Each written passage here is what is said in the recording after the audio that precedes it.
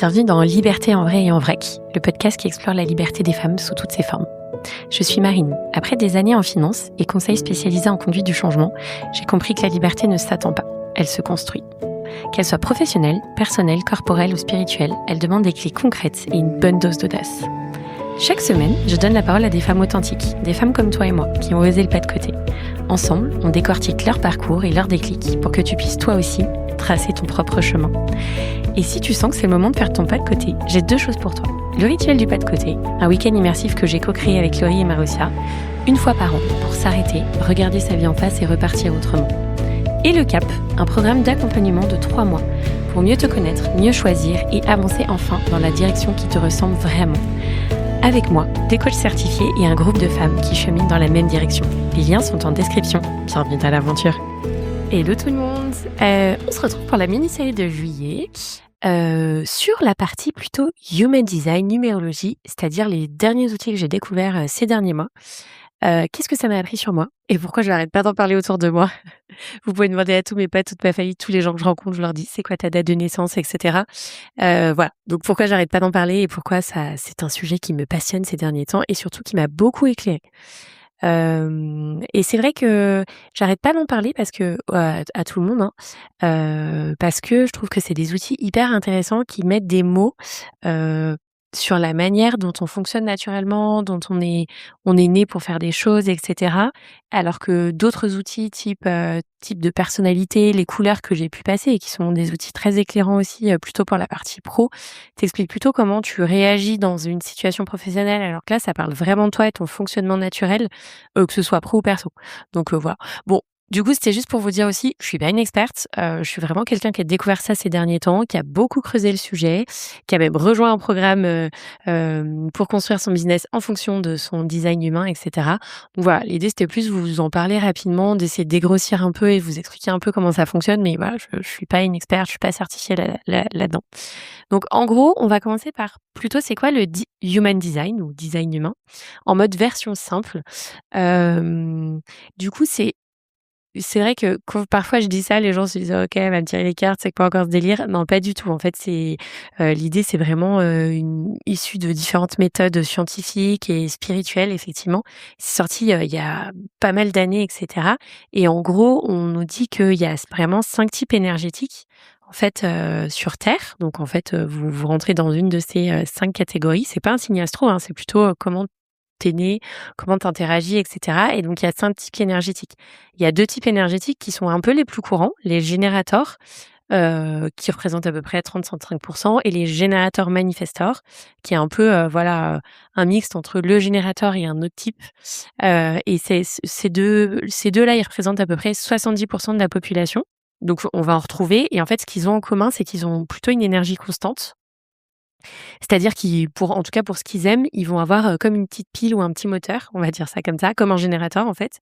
Et en fait, eux, ils vont plutôt répondre aux opportunités. La différence avec le générateur manifestor, c'est qu'il va à la fois avoir une énergie constante, mais qui va aussi avoir envie d'initier des choses avec son côté manifestor.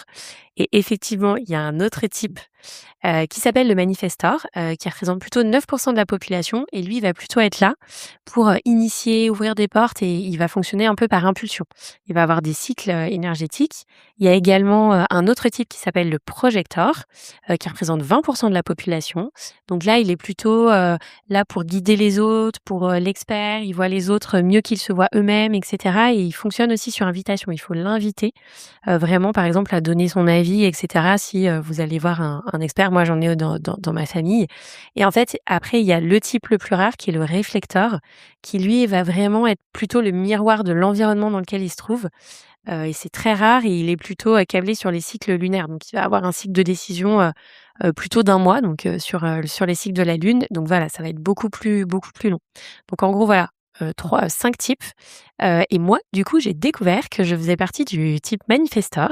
Donc c'est un des types, pas les plus rares, mais en tout cas qui représente de 8-9 de la population, et quand j'ai lu ça, je me suis dit, «Ouais, en fait, OK, ça met des mots vraiment sur certaines choses». Dans le sens où le manifestor, par exemple, je sais pas si vous croyez à ce genre de choses, mais en tout cas, moi, je l'ai ressenti, quand on me l'a expliqué, c'est que le manifestor, il va avoir effectivement une énergie, qui est pas infinie. Il peut avoir beaucoup d'énergie ou pas beaucoup. Moi, j'avoue, je mettais plutôt, ça sur mes cycles menstruels en me disant que, bah, ouais, en fait, je parfois, en fait, je sens vraiment, en fonction de mes cycles menstruels, hein, la baisse d'énergie ou beaucoup d'énergie, mais parfois à d'autres moments aussi et en fait, ça a vraiment mis des mots là-dessus et surtout le manifestor, il a ce qu'on appelle, potentiellement une aura un peu fermée, c'est-à-dire qu'on va dégager des choses, dont on n'a pas du tout conscience, hein, et les gens vont soit vous aimer, soit pas vous aimer du tout, alors que vous n'avez même pas ouvert la bouche, quand vous rentrez dans une pièce et j'avoue, quand moi on m'a dit ça, en tout cas ça a beaucoup fait écho, parce que dans plein de boulots où je suis allée et notamment, par un travail où je suis restée 6 ans, j'ai eu ce truc de je n'avais jamais parlé, les gens avaient un avis sur moi et m'aimaient ou ne m'aimaient pas et du coup, je me suis toujours dit: «Bon OK, j'ai un problème, je sais pas ce que j'ai fait». Bah non, en fait, potentiellement, en tout cas moi ça a mis des mots là-dessus de me dire que mon aura ou en tout cas ce que je dégage peut faire un tri naturel entre les gens, qui vont être attirés par moi ou pas et quelque part me protège, mais parfois ça peut aussi, faire défaut et me mettre dans des situations un peu compliquées alors qu'en fait quand j'ai parlé aux personnes, elles me disaient: «Ah mais en fait tu es super sympa». Oui. Donc voilà, parfois aussi ça peut avoir des effets un peu négatifs, mais voilà. En tout cas, moi je me suis dit: «OK, bon bah je fonctionne comme 9 de la population» et effectivement parfois on se sent à part ou en tout cas on se sent pas tout à fait comme les autres. Donc moi ça a mis des mots un peu là-dessus. Ensuite, une fois que vous avez, déterminé votre type, il y a ce qu'on appelle, vos lignes principales. Donc en fait, il y a 6 lignes, de 1 à 6. Donc voilà, qui propose, c'est plutôt, de se dire, c'est quoi un peu votre grande manière de fonctionner? Généralement, on a 2 lignes, on en a une consciente, une inconsciente. Donc la ligne 1, potentiellement, c'est de se dire, c'est la ligne chercheuse. Besoin de comprendre, d'aller en profondeur, d'apprendre et tu as besoin d'avoir des bases solides et tu te documentes, tu analyses, tu vérifies et cetera. Tu as la ligne de l'ermite. Tu as un talent naturel que tu vois pas. C'est-à-dire que tu vas faire des choses, toi, ça te paraît complètement naturel et pour d'autres gens, ça va être waouh et tu ne sais pas, donc tu as des dons naturels, en fait et tu as aussi un grand besoin de solitude pour te ressourcer et donc voilà, tu as besoin aussi qu'on te laisse tout seul un peu dans ta grotte, quoi. Ensuite, tu as la ligne 3. Alors on appelle ça martyr, mais c'est plutôt apprentissage par essai-erreur. Tu as besoin de tester, tu as besoin de voir toi-même, ce qui fonctionne pas et t'en tires des leçons et du coup, tu as vraiment besoin de tester pour savoir. Ensuite, tu as la ligne 4 qui est l'opportuniste. Donc là, tu vas plutôt fonctionner avec ton réseau, des relations de confiance et cetera et d'ailleurs, tes opportunités dans la vie vont plutôt arriver par tes proches et ton cercle proche. Et tu as besoin du coup aussi de stabilité et de fondations solides. Ensuite, tu as la ligne 5, ils appellent ça l'hérétique, mais c'est plutôt que tu es perçu comme la personne qui va avoir des solutions tout le temps. Les autres, ils vont projeter sur toi, et ce qui fait que tu vas avoir un impact assez large et généralement les leaders ou les gens qui emmènent vont avoir cette ligne, chez eux. Mais tu dois quand même choisir un peu tes batailles parce que du coup, parfois, on projette des choses sur toi qui ne t'appartiennent pas. Et ensuite, tu as la dernière ligne, le ligne 6, c'est le mode le modèle de rôle. En fait, en gros, tu vas avoir 3 phases de vie. Une expérimentation, donc tu vas fonctionner comme la ligne 3 jusqu'à peu près tes 30 ans. Ensuite, tu vas te retirer un petit peu pour observer et ensuite tu vas incarner globalement à partir de 50 ans et tu vas devenir un vrai modèle pour les autres. Moi, me concernant, j'ai les lignes 1 et 3. Bon, ça correspond plutôt bien. 1, de manière très consciente, c'est-à-dire que j'ai besoin de comprendre en profondeur. Typiquement, j'ai appris un peu le human design, j'ai découvert ça, j'ai eu besoin de me documenter, d'aller voir des vidéos, d'écouter des choses, de tester sur d'autres et cetera et là, c'est ma deuxième ligne qui intervient, le fameux test, de se dire, voilà, moi j'apprends par l'expérience. J'ai besoin de faire les choses et cetera et c'est pareil pour le podcast, en fait. J'ai eu besoin de me documenter, de suivre des masterclass, de faire une formation et ensuite, de me dire: «Go, j'y vais et je vais voir».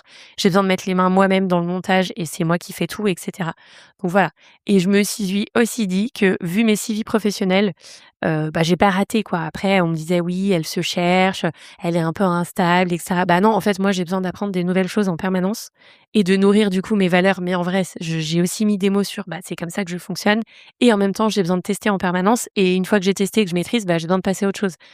Donc du coup, voilà, ça m'a pas surpris non plus, de me dire que voilà, moi je suis vraiment comme ça et j'ai besoin de vivre les choses. Ensuite, on a aussi un autre truc, dans notre body graph, où en gros, c'est un graphe qui ressort, quand on fait notre design humain. Il y a 9 centres énergétiques. C'est un peu comme les chakras, enfin, c'est pas tout à fait la même chose, mais en tout cas et on va avoir 9 centres et ils vont être définie ou pas définie. Et en gros, définie, ça veut dire que c'est ton énergie constante qui est fiable, elle est toujours chez toi et indéfinie, ça veut dire que tu vas plutôt absorber l'énergie des autres dans ce domaine-là, c'est-à-dire des gens qui sont autour de toi et ça peut être soit une richesse, soit parfois de la confusion parce que en fait, ça t'appartient pas vraiment mais tu le sais pas. En gros, dans les 9 centres, tu as la tête, donc c'est plutôt, le côté question, inspiration. Si tu es défini, tu vas générer toi-même tes propres idées et si c'est indéfini, tu vas absorber les questions des autres et tu peux te sentir parfois obligé d'y répondre. Ensuite, tu as ce qu'on appelle l'anja, le centre du mental et de l'analyse. Donc, s'il est défini chez toi, tu vas avoir une façon de penser qui est assez constante. Et si c'est indéfini, tu peux changer d'avis facilement et c'est carrément OK. Typiquement, moi, je l'ai indéfini et en fait, bah, ouais, je peux changer d'avis en fonction de avec qui je discute, en disant que j'ai quand même une opinion, mais je suis ouverte aux autres et du coup, ça a aussi mis des mots là-dessus. La gorge, c'est le centre de la communication et de l'action. Donc en gros, si c'est défini, tu sais naturellement quand et comment t'exprimer. Et si c'est indéfini, tu peux un peu te forcer ou tu peux attirer l'attention. Typiquement, bah, moi, la gorge, elle est définie chez moi. Et effectivement, j'ai toujours eu cette bah, en tout cas, ce truc un peu naturel d'aller communiquer. Alors pas forcément tout le temps, mais voilà, d'avoir les mots qui viennent tout seuls ou en tout cas, ouais, de trouver les arguments. Enfin voilà, j'ai une facilité plutôt là-dessus. Bon, ça, je le savais déjà, mais effectivement, ça a revalidé ça. Il y a aussi le centre G, qui est le centre de l'identité et de la direction. Donc s'il est défini, c'est tu sais qui tu es et où tu vas. Ou en tout cas, tu as ce truc et s'il est indéfini, bah, tu t'adaptes un peu aux environnements et tu peux chercher longtemps ta direction. Moi, j'ai centre défini, mais je pense qu'on peut quand même avoir des moments de flou, même si au fond de moi, je sais qui je suis. Parfois, on a des flous et on se laisse un peu embarquer. Donc voilà, ça c'est même si on l'a défini, on peut aussi avoir des zones de flou. Il y a le cœur et l'ego. C'est le centre de la volonté et de la valeur. Donc si c'est défini, c'est que tu as une valeur constante. Et si c'est indéfini, c'est que tu peux promettre plus que ce que tu peux tenir, dans la réalité et du coup douter de ta valeur. Ensuite, il y a le plexus solaire, qui va être le centre des émotions. Donc en gros, s'il est défini, c'est que tu as des cycles émotionnels. Donc ce qui vient t'attendre, tu peux avoir des vagues hautes et des vagues basses. Donc voilà, ça c'est carrément normal et si c'est l'indéfini, tu vas plutôt absorber les émotions des autres comme si c'était les tiennes. Donc là, l'idée, c'est plus de se dire: «OK, est-ce que c'est mon émotion? C'est pas la mienne, quoi». Donc moi, j'ai typiquement, bon, bah, je l'ai défini et effectivement, mes émotions me parlent et je sens que j'ai des vagues hautes et très basses. Donc voilà, ça m'aide aussi à me dire que, voilà, mes émotions, en fait, c'est comme ça que je fonctionne. Alors que, voilà, à une époque, je m'autorisais pas forcément peut-être à pleurer au bureau quand ça allait pas de joie ou de tristesse. De joie un peu plus, quand vous rigolez, j'ai souvent, pleuré de rire, que ce soit en cours, au bureau et cetera. Pleurer de: «Je suis pas bien», je me l'interdisais un peu et ces dernières années, ça s'est beaucoup amélioré et je laisse les choses faire. Ensuite, il y a le centre sacral, donc ça, c'est le centre de l'énergie vitale. Donc ça veut dire que s'il est défini, tu as une énergie constante et s'il est pas défini, tu peux absorber l'énergie des autres et dépasser tes limites sans s'en rendre compte. Typiquement, le sacral, il est défini chez les générateurs et les manifesteurs générateurs qui ont une énergie dans l'absolu infinie et chez tous les autres types, donc le manifestor, le projecteur et le réflecteur, il est pas défini, bah, comme moi par exemple et donc parfois je peux absorber l'énergie des autres et me dire qu'après je me sens vidée quoi et j'ai pu avoir ce truc par exemple quand je donnais des formations, que je me donnais à fond dans le boulot et je sentais qu'après mais j'étais naze, mais naze. Donc voilà, je pense qu'il y a un truc aussi là-dessus. La rate, qui est le centre de l'intuition et de la survie, s'il est défini, c'est que tu as une intuition spontanée fiable. Ça va te venir d'un coup comme ça, bam. Et s'il est indéfini, tu peux t'accrocher à des trucs ou à des situations, des relations, des habitudes qui te font plus du bien, mais tu pas le truc tout de suite. Ensuite, le dernier, c'est le centre de la racine, donc ce qui est tout en bas, le centre de la pression et du stress. S'il est défini, tu gères plutôt bien la pression. S'il est indéfini, tu peux agir sous pression, pour t'en libérer et prendre parfois de mauvaises décisions. Donc voilà, moi, ce que j'ai appris sur moi, c'est que j'ai le G effectivement défini, donc la com, c'est mon terrain un peu naturel, donc avec le podcast, bon, bah, finalement, c'était pas un hasard. Le G défini aussi, je sais où je suis, mon identité, elle est stable, même dans le chaos, même si parfois je doute, je sais qu'au fond de moi, je suis toujours là, quoi et je sais qui je suis. Le cœur défini, j'ai une vraie volonté constante, et une conscience de ma valeur aussi. Même si, bah, comme tout le monde, hein, parfois je l'oublie et je me dis: «Est-ce que je suis assez bien?» machin et notamment cette dernière année, l'année dernière, j'ai beaucoup douté. J'ai le plexus solaire défini, donc ce que je vous disais, hein, mon autorité émotionnelle, donc je suis émotionnelle. Donc je dois attendre avant de décider, donc ça, j'essaye de le faire. Parfois, ça m'est arrivé de prendre une décision 2 jours après, de me dire: «Ah non, mais attends, pourquoi j'ai fait ça?» donc voilà, maintenant j'essaie vraiment de l'intégrer. Et la racine définie, oui, ça, j'ai la pression, enfin, je gère plutôt bien la pression, donc ça, je le savais, mais effectivement, ça a mis des mots là-dessus et je peux aussi agir vite pour m'en libérer. Donc voilà, et mes centres indéfinis m'ont aussi dit des choses. C'est-à-dire la tête, l'anja, le sacral, le splénique m'ont aussi expliqué que j'absorbe parfois l'énergie des autres et que c'est aussi pour ça que parfois j'ai besoin de silence pour me retrouver et de me retrouver seule et de me dire: «OK, c'est quoi mon énergie?» et de plus être entourée par les autres. Donc voilà, ça plutôt intéressant. Et ensuite, il y a d'autres choses. Je vais pas vous toutes les dire, mais il y a les portes, il y en a 64 et en fait, en gros, ça explique un petit peu, ce qui est activé chez vous et cetera. Certaines sont conscientes, d'autres pas, machin. Les miennes, en gros, moi, ça parlait de leadership, de communication, de transmission, et aussi un peu lié à la une porte liée à la provocation douce ou à bousculer un peu les schémas établis et du coup, quand je l'ai lu, ça m'a vraiment parlé parce que je me suis dit: «Bah, ouais, en fait, moi, mon énergie, elle est plutôt là pour impulser ou en tout cas faire passer les autres à l'action. Peut-être parfois dire des choses en douceur ou pas, ça dépend, pour bousculer un peu l'autre et c'est rigolo parce que j'ai une ancienne de mes collègues qui m'avait écrit que je bousculais en douceur, ou en tout cas que je disais des choses parfois qu'on n'a pas forcément envie d'entendre, mais qui te bousculent un peu quand même et je pense que c'est vraiment mon énergie et là où c'est plutôt OK. Ce qui est rigolo, c'est que quand on a découvert le human design, je l'ai aussi fait, avec Julien, donc mon mari, et lui, bon, bah, il croyait pas du tout parce que très terre à terre et tout et en fait, quand on a fait une séance d'1 heure et demie où on a vraiment parlé de nous, on s'est fait faire une séance par une spécialiste. En fait, c'était hyper intéressant parce qu'au-delà de ouais, ça a mis des mots sur nous et cetera, ça nous a aussi aidé à se dire: «Ah ouais, on n'est vraiment pas pareil». Enfin, moi, je suis manifesteur, il est manifesting generator, et ça a mis des mots sur nos fonctionnements à tous les 2. Et sur nos frictions aussi parfois, sur nos complémentarités bien sûr et bref, du coup de temps en temps on se dit: «Ah OK bon bah typiquement il a le 2 parfois Julien il a besoin, de son moment». Je lui dis: «OK, tu as besoin d'un moment, très bien, super». Moi aussi pareil, l'informer en lui disant: «Ouais bah là j'ai besoin d'être seule» ou «J'ai besoin de faire ça» ou «Ah bah j'ai changé d'avis» parce que je peux changer d'avis du jour au lendemain. Voilà, je lui dis et c'est vrai que ça nous a aussi donné des clés dans notre couple et on l'a aussi fait pour nos filles, et voilà, ça nous donne aussi des clés de se dire: «Ah elle fonctionne comme ça, OK». Bah nous on a 2 générateurs à la maison donc autant vous dire que pour moi, qui n'ai pas une énergie, infinie quand je suis avec les 3, ça donne. Mais voilà, je prends mes temps de repos et je sais que j'en ai besoin et que c'est super et donc ça m'a aussi amené ça pour le côté perso et dans ma famille et dans mon couple. Donc ça, je trouve ça aussi intéressant, c'est pas que pour du pro, quoi. Et aussi en parallèle, j'ai découvert la numérologie, donc bah, avec Gwen, hein, bien sûr que j'ai invitée, sur le podcast, numérologue. Elle vend aussi des books complets, donc j'ai fait un book complet là-dessus et en fait, pareil, c'était criant de vérité, même si j'ai dû digérer parce que c'est assez long à lire, sur ma façon de fonctionner et en fait, ce qui m'a frappée, c'est que ces 2 outils, en fait, ils se répondent, ils sont vraiment très complémentaires avec des mots un peu différents. Mais pour moi, ils se répondent un peu et c'est là que j'ai su que, bah, c'était pas un hasard, en fait. Pour moi, ces outils vont vraiment ensemble et je trouve ça génial.